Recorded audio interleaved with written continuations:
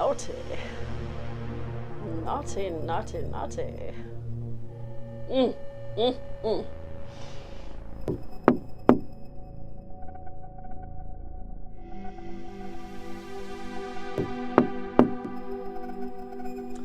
Hey, buddy.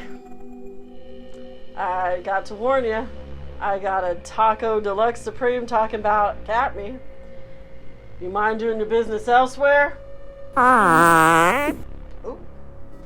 While I pass this beast in peace.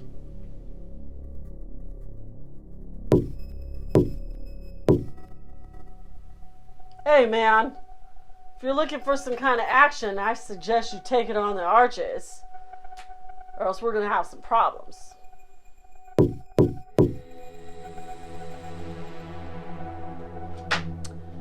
What we have here is failure to communicate.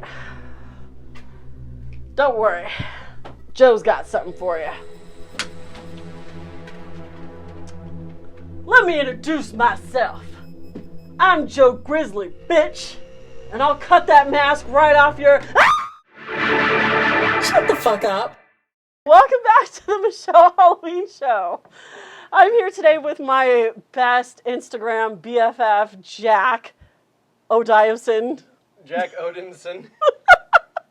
Also, what else is it? Jackson, a.k.a. Jackson's the real name. Okay. Jackodinson was because I was trying to come up with an Instagram handle. And, yeah, I was... At the time, I'd gone through a phase where I was really posting a lot about the heathenry stuff that I was into. So a lot of Odin, Thor, Tyr, Freya, all that stuff. And so saying I was a son of Odin, I put Odin in the middle of my name. I love so Jackodinson.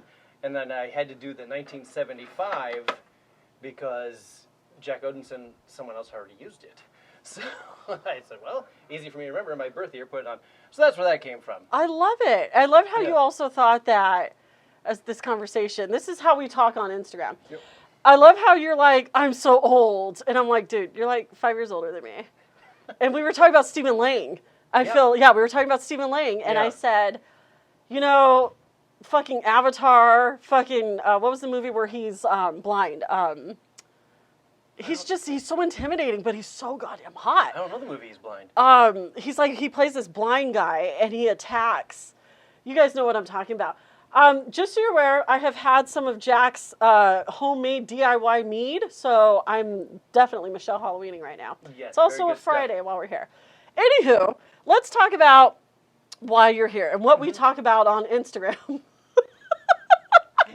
And I love the fact, just let me bring this up too while I'm thinking about it, because, you know, when we're 40, we get, you know, short-term memory. It's just really funny to me how I can actually talk to you, and I can be open with you, and I can be myself with you, and you don't take it as, hey, she's trying to hit on me type of thing. Men, take notice, be like Jack. There, done, spill over. Women aren't always hitting on you just because they're being friendly and funny and nice. Thank you. We're just, you know, I don't identify gender. You know, I try not to, but here's the thing. I can be cool with you and it not be weird. So, thank you for that. You're welcome. Thank you. It must be your age. I'm just kidding. Most men your age are assholes. So, let's get into it. Let's talk about Michael Myers. What brought us together was your epic picture where you were, I looked up a Michael Myers hashtag, and there you were sitting on a toilet, and it said, waiting for Halloween like, and you're on your phone, were you really pooping? I think I really was taking a dump at that time. I don't know if I was actually squeezing one out when the picture was taken, but no, I went and I had to go find an old phone to use in the picture to be holding and set my real phone up to take the picture. And I just lucked out that with the house where I live in, I have my showers right there next to the toilet. So you slide open the door and there's like a little, I don't know what these ledges are for. Am I going to sit while I take a shower? I'm not sure, but it looks like those. Yeah. And I've tried using it for that. I'm going, there's no point in sitting while I'm showering, but okay. There it is. But it worked to prop up the phone.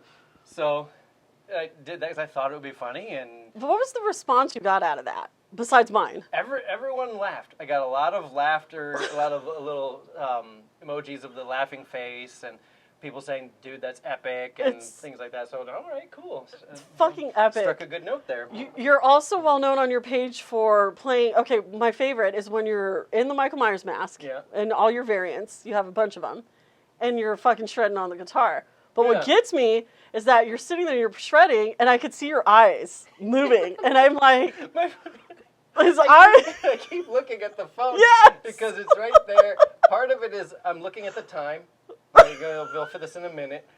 Part of it is I can't. There can't be me right there facing me. Right. And me not look at my fingers. Because I'm not that good of a guitar player that I can play without looking at my fingers. Gotcha. So I'm looking at the fingers, and then I'm thinking, no, don't do that. And I'm looking at them, no, don't do that. Do I have enough time? Okay, yeah. And so that's because my friend Skull, Brian, who he and I performed together on Halloween, he noticed that just recently in one of the last videos I posted. He said, I love the way you keep looking at the camera. I love it. And I said, I'm just watching my fingers. And he says, it adds a neat dimension to Michael's character or something like that. And I was like, okay, that's cool. It does, because Michael Myers himself, I feel like his eyes don't move enough. Not a whole lot. You know, like, he's like kind of like Hannibal Lecter. He doesn't, like, fucking blink, you know? You often don't see his eyes. True. Which is one of the things I appreciate about the Rob Zombie version is Rob totally let Tyler Mane act with his eyes. Yes. And a lot of and you know both ways I think are good. I like not being able to see his eyes, and it's, you know, the blackest eyes, the devil's eyes, all that stuff. But then I love the way that Tyler, you can see there's a living fucking psycho under that mask. So let's talk about Rob Zombie's Halloween, because the movie gets a lot of shit, and I know. and I you know, initially okay, so you can look at Rob Zombie. Either you love him or you hate him. And I'll get into that after we talk about the movie Halloween. But I've been a fan of Rob Zombie since I was 16 years old. And I loved White Zombie. Yeah. I loved when he went solo. I loved Hellbilly Deluxe. So then when I heard he's going to start making films, I was over the moon, you know? Yeah. So, bless you. Thank you. So when it came out that he's making a Halloween version, I was like, fuck yeah. Fuck yeah. I was also concerned because House of a Thousand Corpses, it didn't make any sense. I love that film. Me too. I love that film. Much sense, no, but I still love it, yeah. But that's just it. When you look at why Rob Zombie and how Rob Zombie makes his stuff, it makes sense. So then you get Halloween, and the whole story, there's a whole story there. And I'm thinking, first of all, this is excellent. I found it to be an excellent, well-written film. Yeah, me too. The story was unique, and it gives some horror fans that perspective that we crave sometimes. Sometimes with horror films, we don't get an answer. Yep. Sometimes we still don't know in the Michael Myers realm. What is Michael, especially with Halloween 18? Yeah. You know, like, they took everything from us that we knew about him and just started all over. So why can't Rob Zombie do that shit? I found the movie to be absolutely phenomenal. Yep. I watch it all the time. Me too. I watch it, especially during the Halloween season, along with all the other ones. Yep. So what are your thoughts? So obviously you love it. Well, I love it, and it was one of those things where before he made that, I had gone through a little bit of period of a time where it was, you know, fuck remakes, because I guess I was just on that bandwagon. I don't know, because when I look at it rationally, I'm like, there's no reason to hate remakes just as a blanket statement, because some are good, some suck. Mm-hmm. A lot of the things we grow up loving, we don't even know are remakes. Like, the movie that made me want to be an actor was Scorsese's Cape Fear. And I watched that 10 times in movie theaters before I even knew it was a remake. I didn't know it was a remake That's until right now. Yeah, it's Shut a the remake fuck with, up. Robert Mitchum in the De Niro part and Gregory Peck in the Nick Nolte part. And it's a great movie. It's a black and white film noir type thing. Fucking amazing. But the one that I love even more is the newer one. So I went through a phase where, like, I don't like remakes. And someone told me, hey, man, they're remaking Halloween. I went, no. No. I like how you're like, no, they didn't. Fuck that. So I got on the internet, right? That was before it was on my smartphone, so I had to get on the internet. What IMDb? Who the fuck is? Oh, Rob. Okay, I'm there opening day. It was Rob Zombie. I'm like, okay. At that point, I actually hadn't even seen his other movies, because when he started making movies, I just didn't get. I was in college at the time. Didn't have much money or time, so and they don't have very long theatrical runs, unfortunately for him. True. So I didn't get a chance to see them. But I kind of just thought, oh, it's another popular music celebrity, so let him make movies. And then it occurred to me, well, he directs all of his music videos.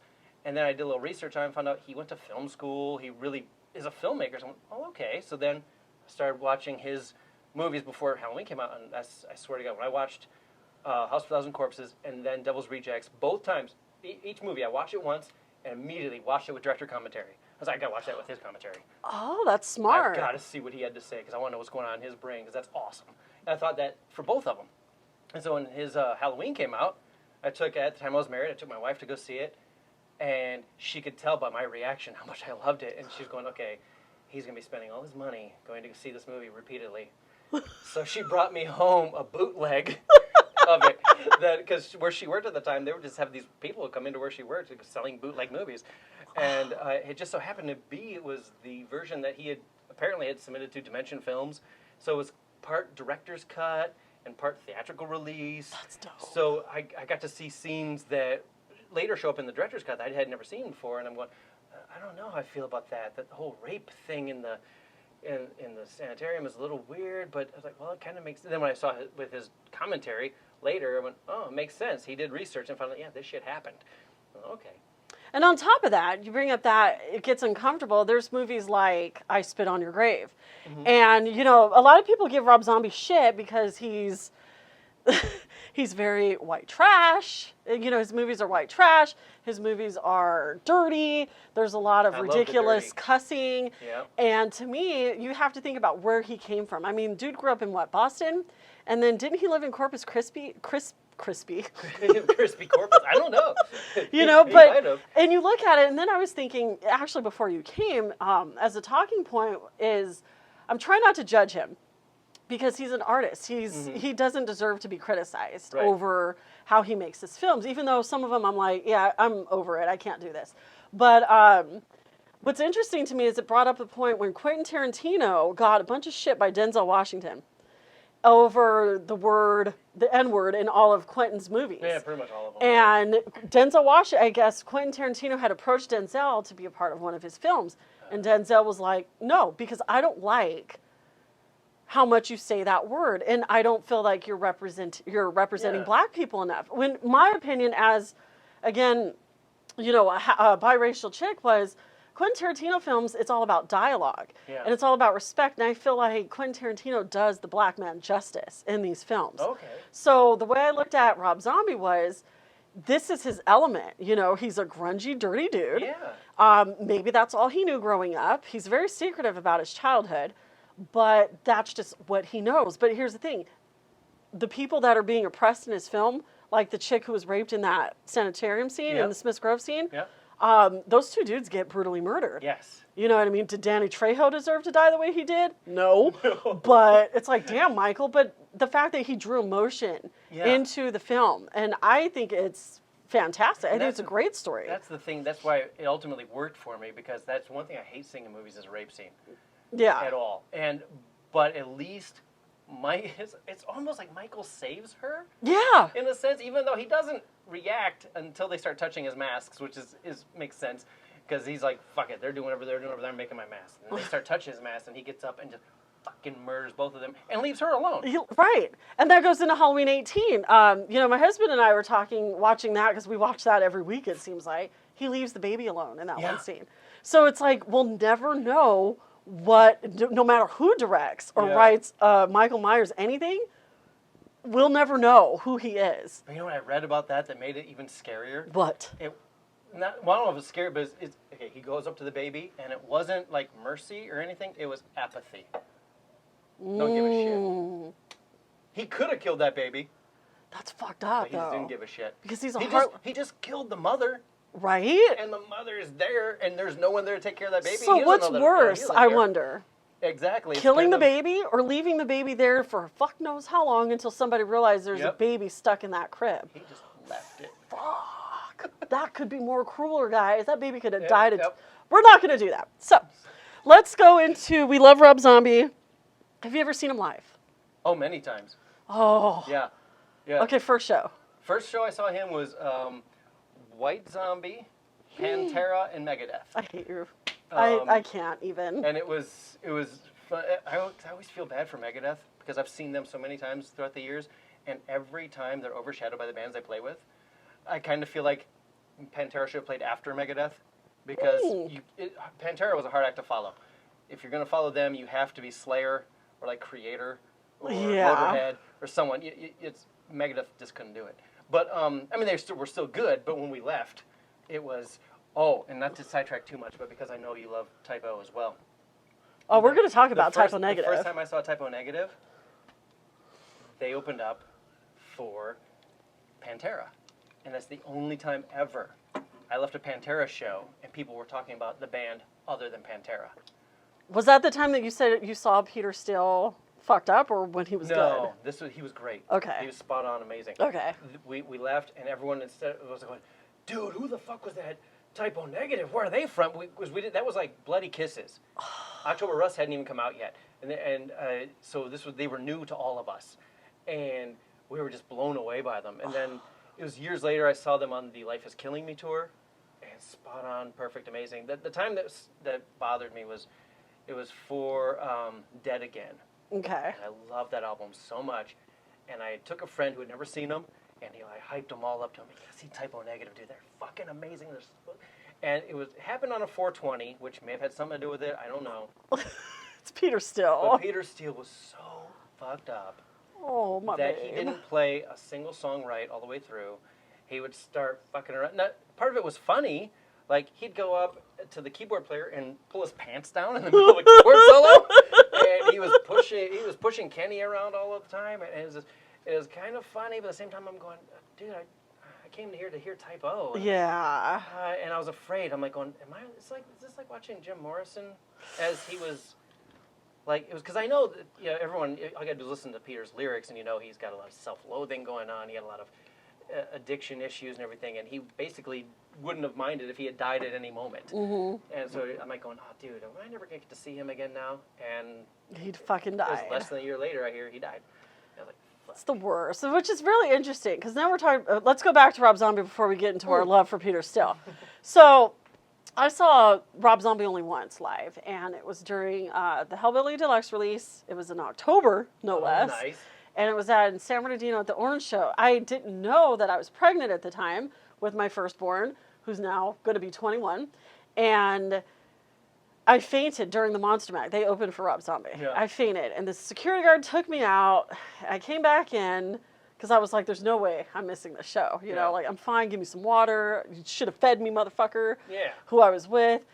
Best show hands down, I still want to say the list of shows that I've seen, which, again, it's not, I've seen a lot of good shows. That is still the best show I've ever fucking seen. There was blood. I don't think it was real blood, but it was blood in a guitar. You would hope not. I lifted my shirt up, Rob Zombie pointed at my titties, okay? He was living dead because I got back, close enough. I was 18. They were perkier then. Because now if I did... How perfect is that? You pass out, then you come back in during Living Dead Girls when he... And it happens in my life all the time. Yeah. But, back then I didn't appreciate it. So I'm always talking about this Rob Zombie thing. So, I was a huge fan. But then he got with Sherry. I'm not upset. I'm not. But, we talk about this scenario that happened with the Spooky Squad. We were here making tamales. I was mad at Rob Zombie. Because I'm like, after Hellbilly Deluxe, the music kind of got kind of meh. Movies were good. I love Thousand Corpses. I love Devil's Rejects. I love Halloween. I'm meh with Lords of Salem. 31 was okay, and you and I had an argument, a little slight Instagram meh over 3 from Hell. What else has he made? I love 3 from Hell. He didn't even want to make Halloween 2, which... Yeah. He didn't want to do that. He didn't want to do it. And so it's kind of pressure, so it makes sense, but that barn scene was badass, though. Like, there's a lot about his Halloween 2 that I love because because it's so weird. Right. And it's a sequel to his movie. It's not like a remake of Halloween 2, so do whatever the fuck you want. And I wish John Carpenter wasn't so mad at him about it. You know what I mean? I love John Carpenter. At the same time, he can be a dick. Yeah, that was kind of like, you know what, John? They've asked you to play. They keep asking you to play. You say no, then you shouldn't be throwing rocks. Right? And don't get mad because it was Rob Zombie. I feel his prejudice. But I have no room to talk because literally we were making tamales, hundreds of tamales, the Spooky Squad, here at this house. And we decided we're going to go to the Viper Room to watch Monster in Your Bed with Clothing perform for Dos Ferratu. Okay. You'll hear more about Dos Ferratu because you'll see. You've been promoting them a lot. Yes. I've noticed, yeah, they're pretty cool. So we go to the Viper Room more to see Mandy dance for Dos Ferratu. And I'm like, oh, look at it, there's vampires. They were opening for Ash Costello's other band, not New Year's Day, the Monster one. So, she was the headliner, her and her other band. Sorry, I think like a lash fell in my eye. I'm fine, So So if it's a tear, a black tear, it's because of mascara. It's not anything else. No one's crying. So we're in this Viper room, and if you've been there, there's this hallway that you have to leave to get out to go smoke. We wanted to go smoke. So it was me, Sammy Maurice, Chuck, I forget, Linda, Falvin Chianti. We go out to go smoke our cigarettes because it was that time, and Mandy had just finished her set, shaking her cute little booty. And the door lady, who was like this most brutal bouncer ever, she's like this tall, fucking pigtails. She was scaring full-size dudes, you know, like, get the fuck, you're not coming in my bar. She tells us, get against the wall, so we're not going to fuck with her. We get against the wall, and in comes Rob Zombie and Sherry Moon and John Five and a couple other people I don't know. Okay. So I'm like, what's that fucking Rob Zombie? And Sammy Maurice, his eyes got this big, dude. And yes, Chuck, my eyes, and here's me. When I get nervous, or I'm like, ooh, I'm starstruck, here goes my hand. I'm going to touch you. Oh, jeez. And I'm like, don't touch his dreads, they're dirty. He's not dirty, he's just a vegan, you know? Yeah. Like, so he walks in. They're not always the same thing. Yeah, so we're like looking, and I'm looking at Sammy, and Sammy's like, and I'm like, Sammy, fuck you. You're like a star yourself. Like, how are you like this nervous? He's like, so we walk out, and then we get out, and we're all just, it was silent, and we just lost our shit. Oh my God, what? Even Chuck, who's Mr. Calm, was like cheesing, because he's a Rob Zombie fan, you know? So, fucking Rob Zombie comes out as we're jeering. Yeah. And he walks back out, and he goes down the way. And we're all like, again, and we're older adults, you know, like we're all older. So to act that way was very liberating, you know? So we go and we just, it's so cool. So we go and we follow him. We decided, it took like 10 minutes, and we're like, we're going to go to we're going to go follow him. We're going to just test our luck. Yeah. Sure enough, because I was like, you guys, he's a dick. We were just talking shit about his fucking music decline and blah, blah, blah. And we go to the hotel lobby, and he was in there with Sherry and John Five, and they were so kind to us, and they took the picture. And I just recently shared that with you. So it's just really interesting how things work out. And now I'm like, you guys better not be talking shit about Rob Zombie. It's only allowed for us. In fact, here's the picture. Here it is right here. Yeah.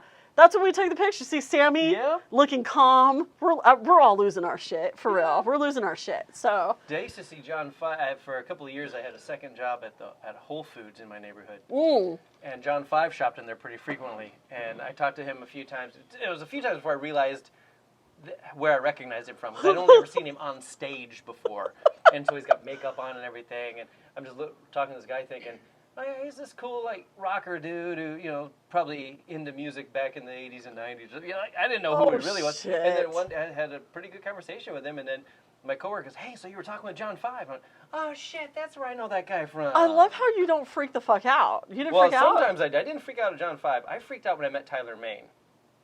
Did we meet Tyler Maine? Was that Tyler Maine? No, that's the dude who played Otis in House of a Thousand Corpses. What's his name? What's the fucking Bill Moseley. No, not Otis. Sorry. Who played shit. Excuse me, folks. Let me fact check myself. Tyler Maine was in not House Tyler. He had a small part in the dude, the other brother. Hold on, folks. Let me do this. Rufus? Rufus. Oh yeah. Rufus. Thank you. The dude who played Rufus. We have not met Tyler Maine yet. Yeah. Which is funny to me because, you know, as our scene progressed, I had asked you, it's really interesting how my mind works, but I had asked you, and I asked Raul of the Dead, and I asked Rob, the real Michael Myers, and Scary Creepy Max's mom, you guys all bring this Michael Myers element to my world. I love Michael Myers. Yep. You know, I really do. The fact that he's on my arm. That's awesome. Because there's so much mystery to him. Yeah. What I love is that you bring the Rob Zombie element to it. Yeah. Okay. My favorite cosplay of yours is not when you put on the mask and start shredding the guitar. It's when you are in the bathrobe, which is newer, and you have the mask on, which you made. Yes. No. You didn't make that. No, my friend Andrew Swift, he's in England, and if you're on Instagram, follow him. A Swift Creation. He makes my favorite masks of my 6 Michael Myers, now 7 if you count that one. I'm counting just the shape masks or 6, but 7 Michael Myers masks I have. He has made 5 of them. Ooh. And he made the Rob Zombie ones. He did a rehaul for me that is, we'll see when the movie comes out, Halloween Kills. It's from the flashback scenes in Halloween Kills. Oh. Because apparently over in England he's gotten to see some of that shit. And he maybe wasn't avoiding spoilers like I have been, so I'm like, I won't see anything. But he sent me this, and I was, oh my God, this is, so he told me that's what it's from. So we'll see how close that is. Then the other one is he did my rehaul for my 2018. Oh, nice. Because I had the one from Trick or Treat Studios. That's what I have. Which I thought was so cool when I got it, because I received it before I saw the movie. I pre-ordered it the day it said you could get it. I got it. I thought, oh, this is amazing. I probably saw the movie like 4 times before I realized, my mask doesn't look like that. Why does my mask not look like that? See, you and Rob brought that up, and I'm like, God, I guess I'm not that good of a fan. Or just those things don't matter as much. That could be it. Okay, so what I love is that when I first had met, or just noticed, like really noticed the real Michael Myers, Rob, was when he did his Smiths Grove cosplay for Monsterpalooza 2019, I think it was. Oh, okay. He had done the white suit with the eye, and he did the makeup. And I'm like, dude, no one's done that before. That's dope. Yeah. I need to see that, because everyone just dresses up as Michael Myers. So, which he does, but he rarely busts out the Smiths Grove. Yeah. Then you had created the whole Escape from Smiths Grove Rob Zombie version. Yeah. And I'm like, bro. And that's how we came up with what you saw before you, which was our homage to our favorite part of the film, which let's get into that. Okay. And then we'll get into Typo Negative. So, okay, so I was camping. We were on our way for a 10-hour camping trip, 10 hours away. Mm-hmm. And Jack was super kind enough to answer my text message or DM at the wee hours of the morn, because my family and I decided we had to stop and go poop. I had to poop. Yep. I had to poop. It's well known that, I shit and fart. So I go to the bathroom at this truck stop. Yeah, women do that. It's weird. All right, I'll take your word for it. Oh. So I go to this, bathroom in this very lovely truck stop. I guess, those are nice. Sometimes they are. Even during the age of coronavirus, it was really nice. I thought I was going to have a moment. I was going to release myself because I needed to go. And I hear this, like just these noises in the men's bathroom, and I'm thinking, dudes, Yeah. So I felt very rushed. I had to get out. And then I find out my husband and my boys had actually gone to the bathroom for the dude. Yeah. And they were like, no, he just had, some shit was going on. Like something hurt. And the first thing I thought of was, dude had a Taco Deluxe Supreme. Talking at him. And I'm laughing and he's laughing. I'm like, we just had a Joe Grizzly moment. Yep. The first person I thought of to message about the experience was Jack. Yep. And Jack goes, well, I'm taking a shit myself. At the moment I got that message, I was taking it out. And I'm like, we're on the same cycle. And I'm like, dude, we just passed you like 2 hours ago, by the way. We weren't going to stop, but it's really funny. But that's where that was inspired, was on the way up from camping, that we had to make that, reenact. Yeah. The only person I could think of to do that with was you. All right. So you're welcome. All right, so Typo Negative. We found out that we had a commonality. Yeah. I love Typo Negative. Yeah. Black number 1 is about me. I was conflicted on what shirt to wear for this interview. Oh, that's a good one too. It's my Halloween anthem. I didn't It's even everything. Think to bring a Typo Negative shirt. Yeah, see, well, because we're Halloween people. So, funniest thing was, I don't remember what I posted, but I said that Jack wants to sit on Peter Still's face as much as I do. And you were like, whoa. Hold the fuck off. He made it very clear in the song, I Like Goyles, that he's not interested in me sitting on his face. Do you think that his ghost... actually, go ahead and spill your theory about Peter Still. Oh, dude, he's not dead. He faked his death. He faked it just to be a dick, because that's the kind of guy he is. And we're waiting on the new Typo Negative album to come out, and where he'll announce, I just faked it, guys. I'm being a dick. Sorry. I could see that, because that's who he was. That's the kind of guy he was. And I really hope that I'm right. I really do too, because that is some shit. There's the things I regret in my life, and that was not being able to ever go to a Typo Negative show. I was actually intimidated, honestly. Oh, Beautiful man. It's funny that, and I think about things in the state of the world today, and I wonder, like, I'm looking at all my favorite bands, and are you guys being, because again, I listen to a lot of what my black family and friends would have called white people music. Oh, okay. So I'm wondering, like, what would Peter still think of America today? Ooh, what would he think? It's really hard to say.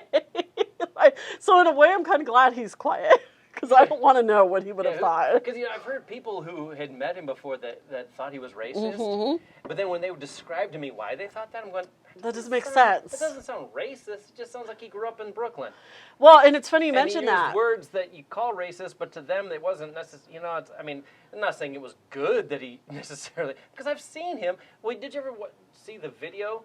I have the DVD at home. Symphony for the Devil. I have not seen it. It's a concert video that was sometime between. I think it was taking Bloody Kisses tour, but they play some things off of October Rust as well. But then in between some of the songs, there's like behind the scenes, tour footage and stuff. And he's having sex with a black chick in the back of the bus. I need that. Can you make sure that I get a copy of that? Maybe. But it makes me wonder too, because so it's obviously it's like he ain't too racist. Well, it's not that it's a racist thing, and I just discovered this recently. Of course, obviously, as the George Floyd protests continue, you don't have to be racist to. It's not like racist. You think of racist as you have to look at a racist as a KKK person, a white supremacist, the piece of shit who lives around Cucamonga in the red truck driving around with Confederate flags, spitting on black 8-year-old kids. Those are racist.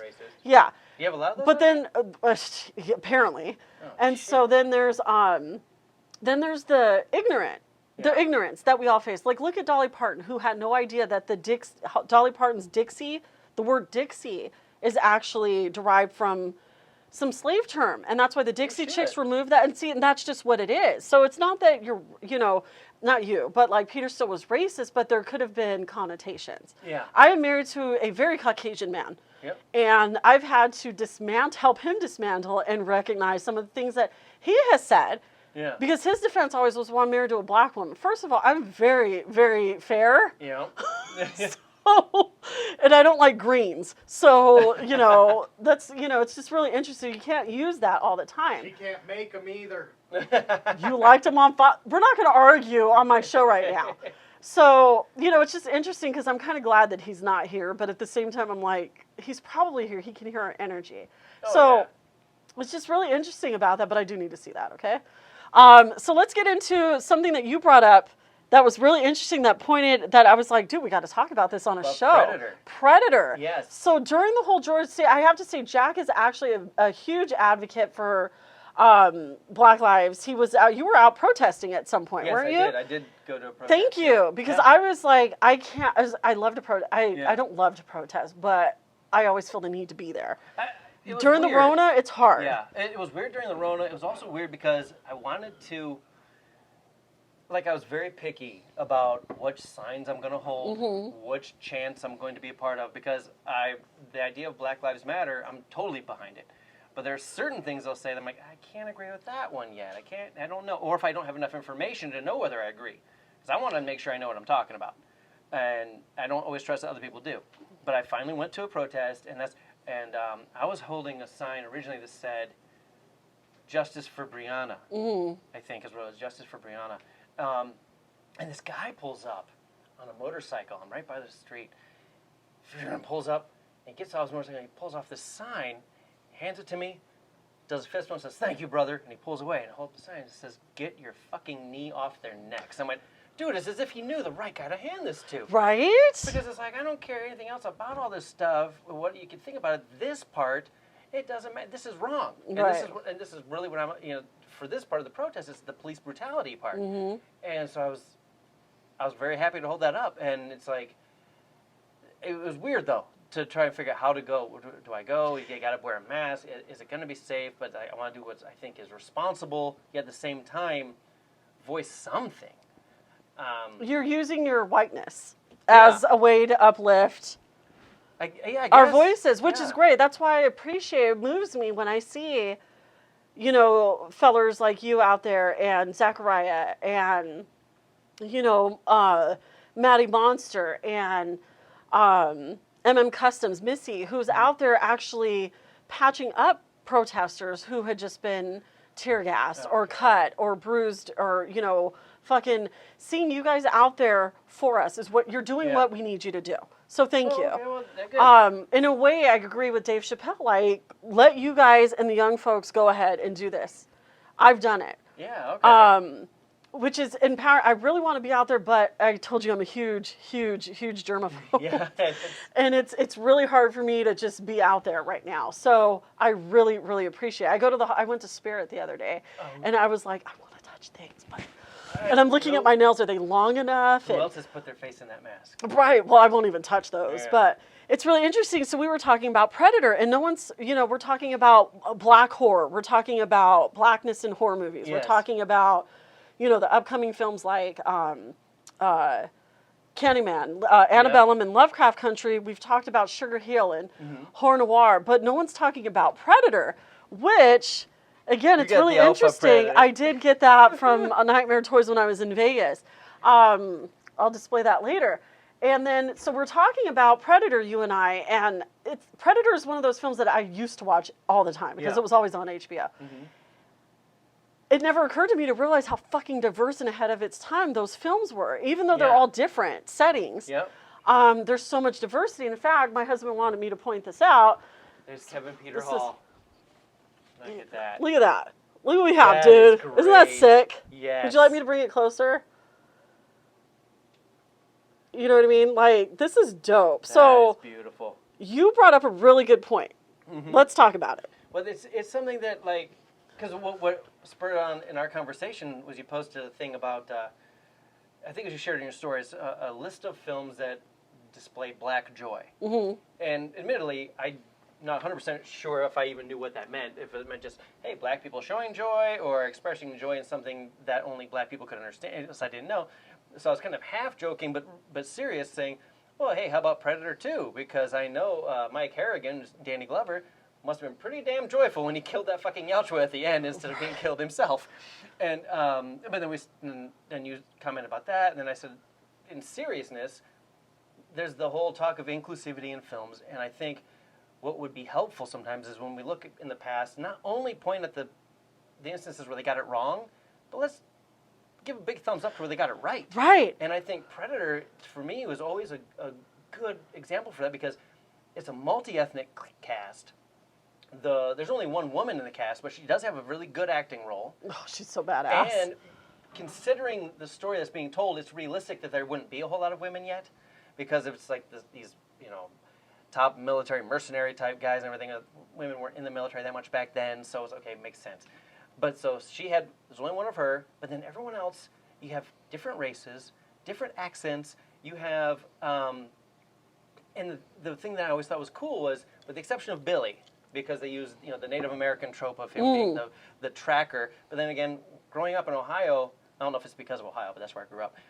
I knew a lot of Native American people, and they told me, well, yeah, of course we're better trackers. It's still part of our culture. Yeah. And whether they just said that to me or if it's true or not, I wouldn't know. But that's what I heard. It's not appropriation. To me, it's not. It's giving an Easter egg, and I think again, I would love to highlight Predator more, in this because everyone in the film has a strong role. Yep. Yeah. Unfortunately, Arnold is the last one standing in the very first one. No big deal. But he's Arnold. He's Arnold, so whatever. And he's not even American. No, he's an Austrian. I mean, he's American now, but he's an Austrian. I'm not interested because again, I have biases against Germans. Oh, I see. Okay. I'm sorry. There was a point in my life where I love Rammstein. Yeah. I will still go to Germany, but I'll just say it. My mother-in-law fucked it up for me. Oh. But at least she admits that she's a bad German. So there's that. What I love, though, is that, again, he plays this role, and he does it so good. I love when he fucking laughs. Like, ha, ha, ha, ha, bitch.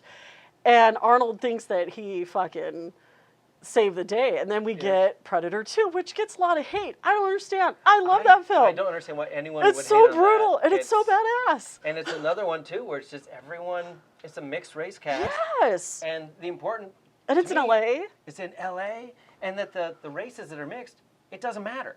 Right. It's not like the black person has to play a black person. The Hispanic has to be Hispanic. It's like, no, everyone's just people. Well, the only thing I did gripe about, and I rewatched yesterday because you were like preparing yourself for this conversation. I was trying to watch all of them, but things happened and I didn't get to watch all of them. Well, we've seen them all. But what happened was at the beginning of Predator 2 is that there's this war between the Colombians and the Jamaicans. Yeah. And I'm like... And then there's a lot of propaganda on how well the cops are doing. And I'm going, okay, that's where there's a bit of a problem. But at the end especially, first of all, that movie's terrifying. When he comes out and fucking King Willie's head is like... Yes. There's that. I love the skin bodies. But at the very end, what really hit me was there's Danny Glover who just basically... It's not that he let him go. I mean, dude, he had to save his own life. Mm-hmm. And he's still getting shit for it. Now, if that had been Gary Busey's character, who couldn't help it, I mean, we're not the higher power in this. Right. Danny Glover's like, whatever, dude, I got this really cool antique gun out of this situation. But then the white cop comes up to Danny Glover and is like, well, you fucked this up. Thanks a lot. And it's like, Danny Glover's all, they'll be back, asshole. Don't worry, they'll be back. Flash forward, 2005, 4, when Aliens vs. Predator came out. Yeah, I think it was 2004. Might have been earlier, too. I just watched that one the other night. So good. You get Sanaa Lathan, a female black lead.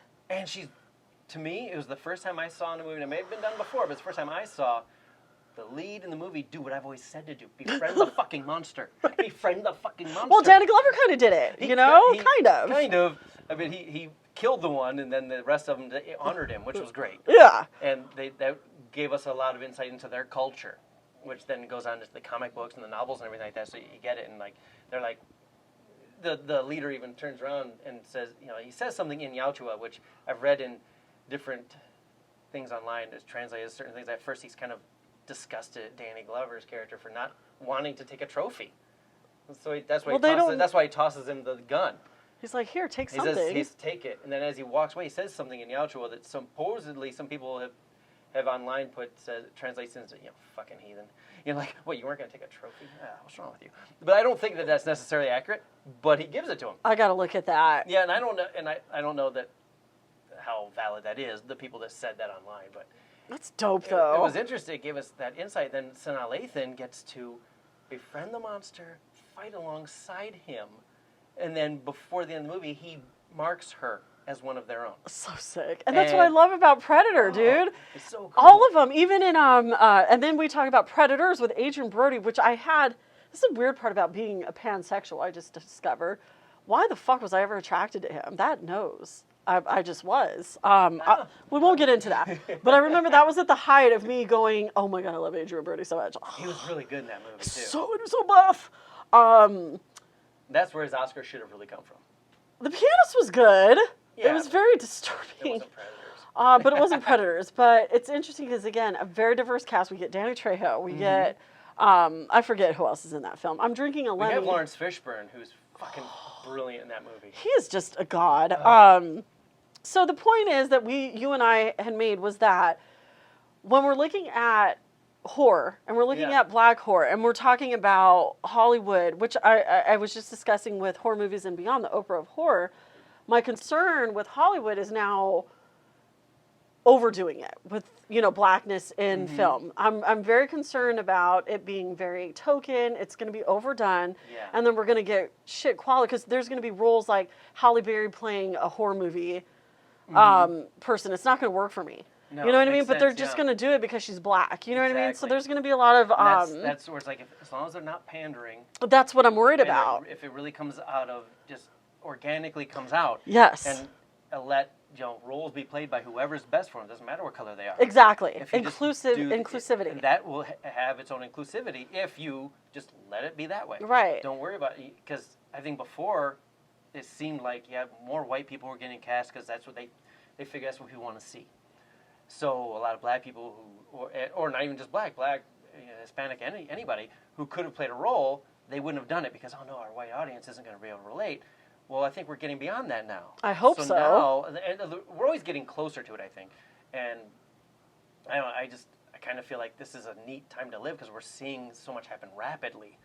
That I would like to see that, we're going to start seeing movies where it's it doesn't matter what color you are, it doesn't matter what size you are. You acted good in the audition, boom, you got it. Everyone take George Romero's lead. Yes, George. Please. Exactly. He did not hire Doug Jones. Is that his name? No, I'm thinking of Doug Jones from, God, I'm sorry, I forget the guy's name, It was too. Mead. I know his name is Jones, forgive me. He didn't place him in that role because he was black. He did it because he fit the role. Yeah. Take his fucking leave. Yes, exactly. Okay.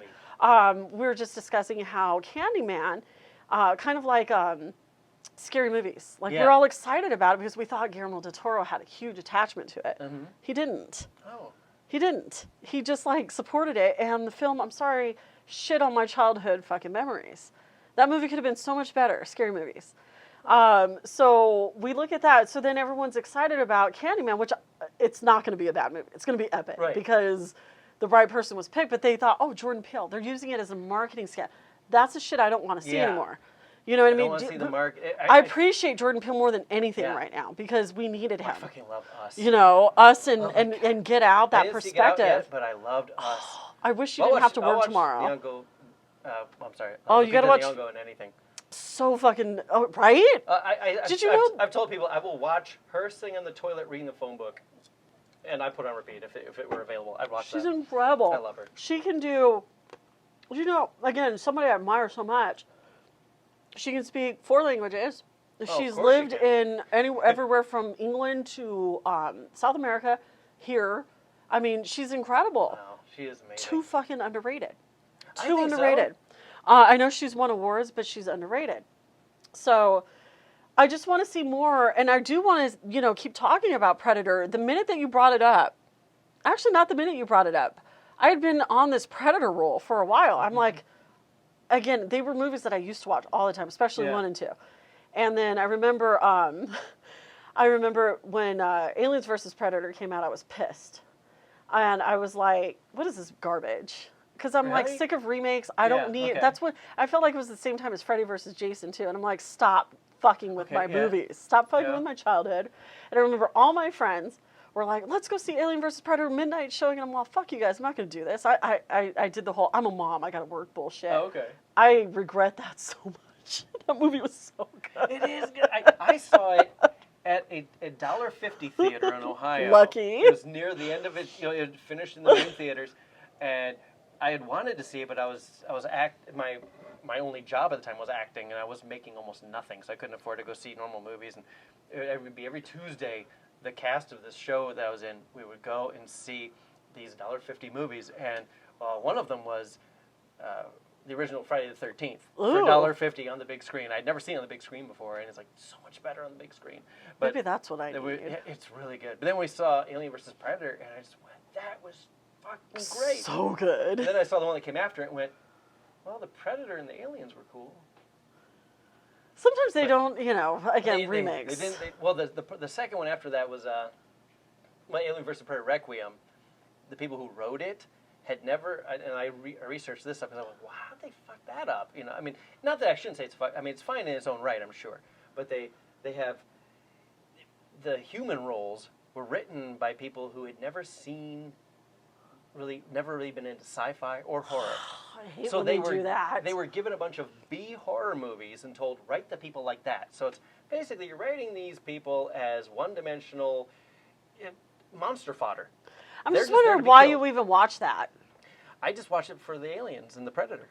And because the wolf Predator in that is badass. And Okay. watch the scenes where he goes after all the aliens, fucking badass. Okay. But the people, like now when I've watched it twice normally, but now when I watch it, I go, okay, human scene, fast forward. Okay, here's wolf. Okay, yep.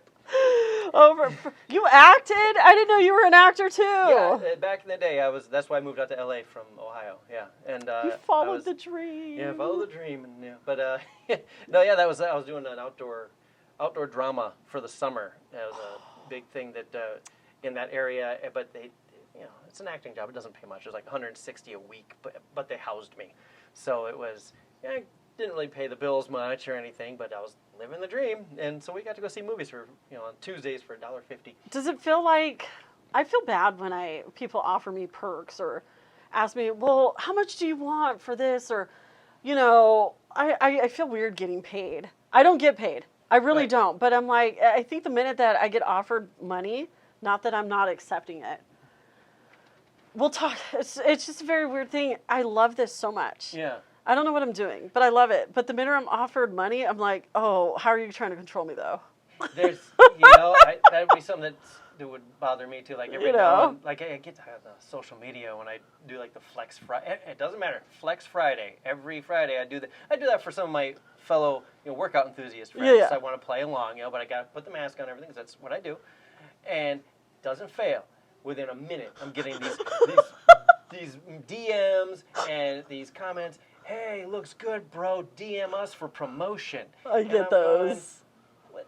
Why? Then you're gonna want me to go work? They want you to model So they want me to- your buff physique. We get it, Jack. You're buff. But that's the whole point. Is I'm not like these other people who are modeling stuff. So it's like, why? So then, what do you want from me? Like you say, Right? how are you gonna then try to control me? Like, okay, here we'll give you free product and we'll give you free T-shirts. But you have to wear them to the gym every time you go, and we want you to take a picture like at least once a week. It's like I don't want to do all that crap. It's a lot of work. I mean, lot of it's work not that and- we don't appreciate the fact that you noticed us, but damn. So, anyways, let's wrap this up. Oh, you want to show this off? No, Oh, okay. because I don't want people to want what I want. You guys got to go to Okay. Nightmare Toys to get it. Oh, all right, fine. Go ahead and show it off. Show off my. them what you got at I went to Toys. Nightmare Toys, Yeah. and they had an abundance of these alpha predators. I do have a weird story about. Look at that. As much as I'm proud of that I was able to grab that, I'm very upset that I did not get the Predator 2. Fuck, damn it, I'm drunk. He glows in the dark. I didn't get that one, so I'm upset about that. It was That one either. it was a Comic-Con special release, so I'm not Ow. getting it. So it ain't happening. I'm not paying $85 for it, so that's just not the case. I had to cool off on my NECA figure buying. It's a pit that I don't Yes. want to get into. But then they just released Halloween 3 figures. Oh, I saw them. I'm trying not to look at them. I get in trouble for Strange Cult shoes, so I'm good. I'm spending all my money on Strange Cult films or shoes. Fuck. All right, we're gonna wrap this up. Jack, thank you so goddamn much. I'm sure. Did we cover everything? Yeah, sure. We'll do it again if Yeah, we can do necessary. it. I had a good time. Thank you for the mead. Oh, you're welcome. Thank you for the playing with your professional actor, and you dealt with me in that weird acting scene that I had to do. How can we find you? Oh, on Instagram, it's Jackodinson1975. It might be an underscore involved in there somewhere, I think. Underscore 1975, maybe. I'll list it for you guys. Yeah, and that's really all I'm at because my Facebook doesn't matter because I only keep that because my mom doesn't want me to delete it. Seriously, I was like, I don't care about Facebook. I don't need that many different social media things. I wanted to delete it. My mom goes, well, I want to be able to see what you're doing. I was like, I don't post there, Mom. Here you go, Mom. But she won't get on Instagram, so. We'll talk about my Facebook. It's really funny. Thank you guys for joining us. We'll see you again next time. Shut the fuck up.